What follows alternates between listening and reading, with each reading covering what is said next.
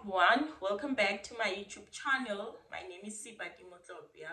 If you are a returning subscriber, thank you so much. Dango.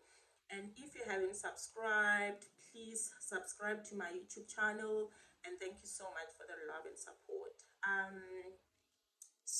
Today I'm gonna speak about how my boldest self meets my biggest challenge. I'll say it again. How my boldest self meets my biggest challenge. So we recently did with this challenge with my coach, and it was incredible because I guess I had to revisit my past, and it was incredible because I had to revisit my past and sort of check, it was a life check in a sense that I had to check the things that I've managed to accomplish and those that I didn't accomplish. Although, in life you set your goals and you're like, at this age I wanna do this, and at this age I wanna be here. So doing this sort of helped me to go back, to where exactly I wanted to be in life. And yeah, so how my boldest self meets my biggest challenge. So I grew up in Hammanskraal, and guys, let us pray for Hammanskraal people. They are recently going through a turmoil, and it's really sad because people died. Let us pray for those families. Let us pray for the strength. Let us pray for everyone in Hammanskraal. Please do think of them when you have time. Please do pray for them. Just think of them. So, yeah, going back to the topic, I grew up in Hammanskraal, and I remember when the matric results were about to be announced. Um, yeah, that was how my life literally changed. So the matric results were announced, and once my uncle heard or saw that I've passed, because remember at that time they were checking the results on newspapers. So he called my mom and said I have to move and go to Pretoria East. He was staying at Pretoria East, and he said I have to pack my bags and go live with them, as in like permanently. That was that was painful. That was painful, honestly, because I grew up in Hammanskraal. I you know, I loved my people. I had friends there. I spent literally my entire life in Hammanskraal, and now I had to pack up my bags and go stay in a, can I call it a foreign place? Because I didn't know what to expect. I didn't know how things were done there. I didn't know how I'm gonna now have to forget about everything and start a new life completely. So I remember it was during the week when I had to pack my bags and get in a taxi and go to Pretoria East. And I didn't know the directions, so my uncle kept on calling me to check whether I'm fine. So I remember I got off at Prince Lou and then in Pretoria, and then now I had to get in a taxi and go to Pretoria East. So when I got off at the garage, like I'll never forget, it was a big garage. My brother was with my uncle at that time. So my brother, like, he was literally waiting for me at the garage, and it was raining on that day. So I, yeah, my brother like assisted me with the bags, and then we walked to my uncle's place. Whew. So guys, what happened now was that at that time it was around beginning of the year. I think it was Jan. Yeah, was January. My uncle was like, "So what are you gonna do with your life?" And I was like, "So I applied at TUT, but things are not going so well. I don't know what I'm gonna do now." So I had to check other colleges just so I can be like sort of busy, you know. So I didn't want to go to college. I wanted to go to like TUT, or actually TUT was my first and last option. So I remember going to town, checking like, with other universities whether they have space, because I only applied at TUT, not to other universities. And it was a disappointment to see that now most of the universities at that time, they were like closed for the year. And luckily UNISA was taking applicants for second semester. So they told me to come back around April. Um, so yeah, I spent the first 6 months doing nothing, and I was just an idler. I would wake up and just watch TV. And there isn't much to do, like guys in the suburbs, unlike at home. Like at home, a friend would come and you'd sit, and just chat. So I didn't know anyone there. So I had I think a mini depression, because I spent 6 months doing nothing, nothing, nothing. And then luckily, the applicants at TUT started. And then I got the opportunity, sorry, at UNISA for second semester. And then now I got the opportunity to go to UNISA. So come second semester, July, I started at TUT, gosh, sorry, at UNISA. Yeah, so that was amazing.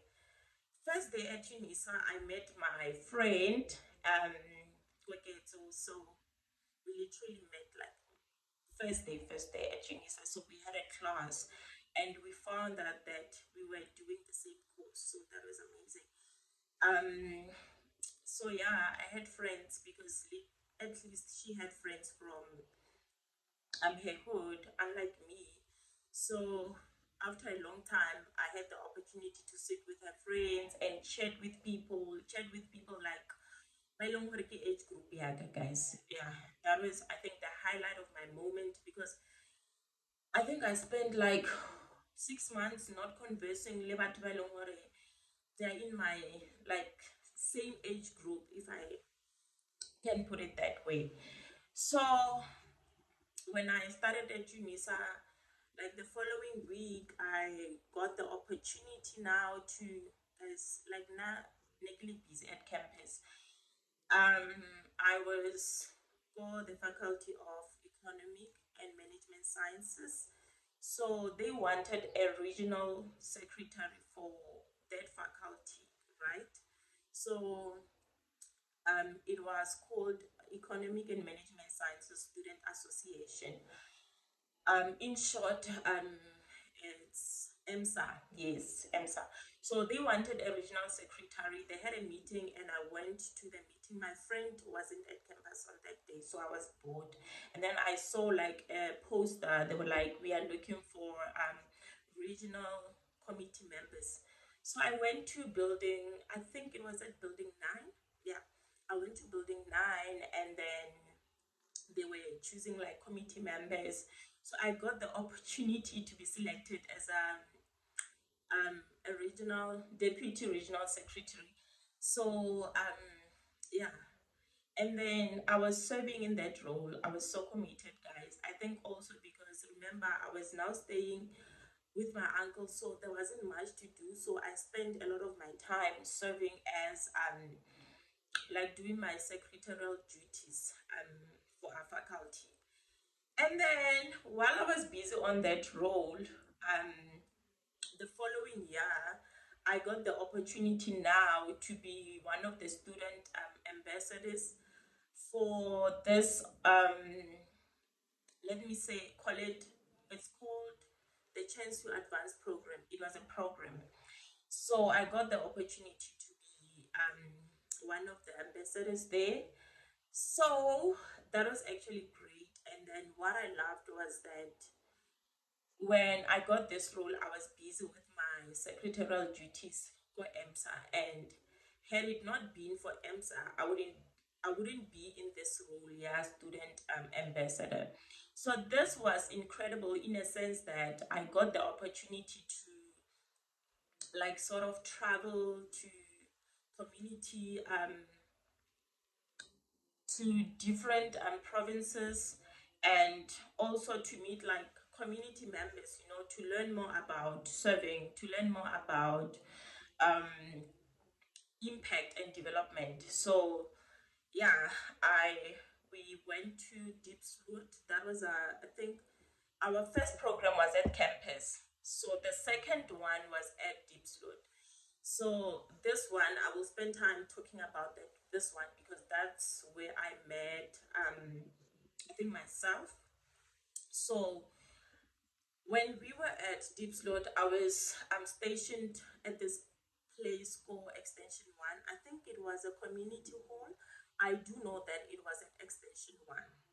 So while I was busy there with my duties, like um the participants were inside the venue, so I had to wait for those, like bale ba tla ka di last minute.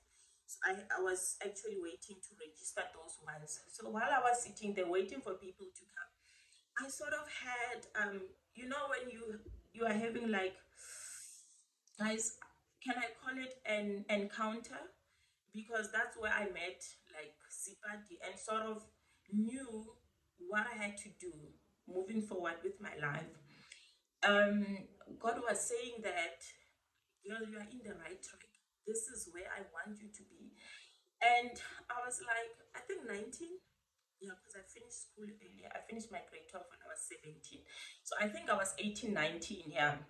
And when I was in that moment, God saying that this is what I want you to do moving forward, that was, guys, I don't know how to explain it, but it was, I think God affirmed me at that moment in time, to say that you are doing the right thing, you are on the right track, and I'm sending you in this day and age to be an a servant, and to develop other people and to influence and to impact others.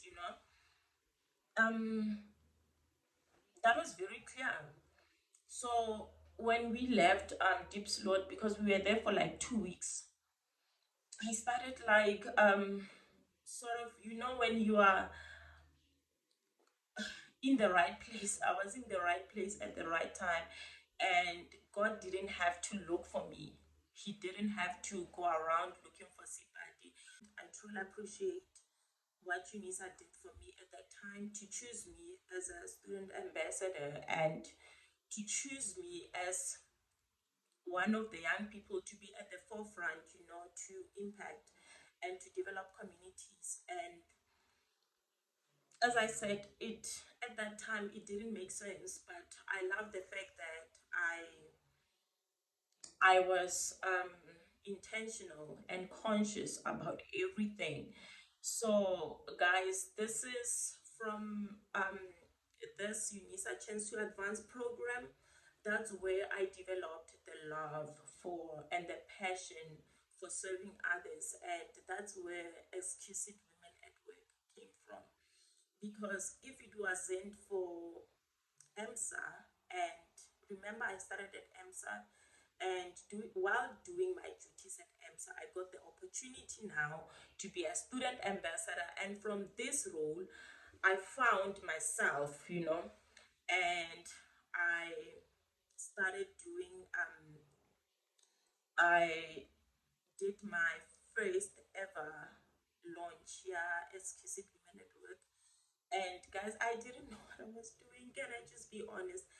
Next I but I said to God, I am going to do it anyway because I know that you are with me. And I know that you will never leave me nor forsake me. So um yeah, I'm truly grateful for spending my my youth days and my 20s serving and doing this for the betterment of communities. So yeah, guys, that's my story, how my boldest self meets my biggest challenge.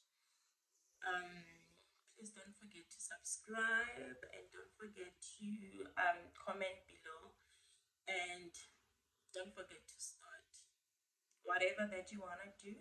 Don't forget to start. Goodbye. Thank you. So, guys, I want to end off my story by saying that, sometimes we might be in situations whereby we feel like this is the end. Me moving to Pretoria East, I thought it was the end of me, but only years later and today, I'm grateful for that experience, and I'm glad that my mom said yes when my uncle approached her to say that Lady has to move. By the way, they call me Lady at home. Lady has to move and come stay with us, like his wife and you know, um, his son. Yeah, he had one son at that time. So it was, I didn't want to do it, but from that experience, I got to sort of find my divine purpose.